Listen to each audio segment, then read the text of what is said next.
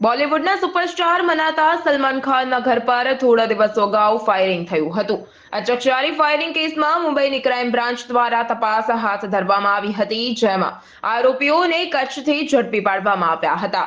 ત્યારે પકડાયેલા બંને આરોપીઓએ જે ગનથી ફાયરિંગ કર્યું હતું તે ગન સુરતથી પસાર થતી વખતે તાપી નદીમાં ફેંકી દેવામાં પૂછપરછમાં ખુલ્યું હતું, જેથી એન્કાઉન્ટર સ્પેશિયાલિસ્ટ દયા નાયક સહિતની ટીમ દ્વારા આરોપીઓને સાથે રાખી સુરતની તાપી નદીમાં તપાસ કરવામાં આવી હતી। સલમાન ખાનના ઘર પર ફાયરિંગ કરી આરોપીઓ ટ્રેનમાં બેઠા હતા અને ટ્રેન સુરતની તાપી નદી પર અશ્વની કુમાર ખાતે લોખંડનો રેલવે બ્રિજ પરથી પસાર થઈ રહી હતી। આ દરમિયાન આરોપીઓએ ગન તાપી નદીમાં ફેંકી દીધી હતી, જેથી મુંબઈની ક્રાઇમ બ્રાન્ચની ટીમ સુરત આવી પહોંચી હતી અને સુરતની તાપી નદીમાંથી ગન શોધવા માટે તરવૈયાઓને ઉતારવામાં આવ્યા હતા। નરેશ સિમરણ, મહાદેવ ન્યૂઝ, સુરત।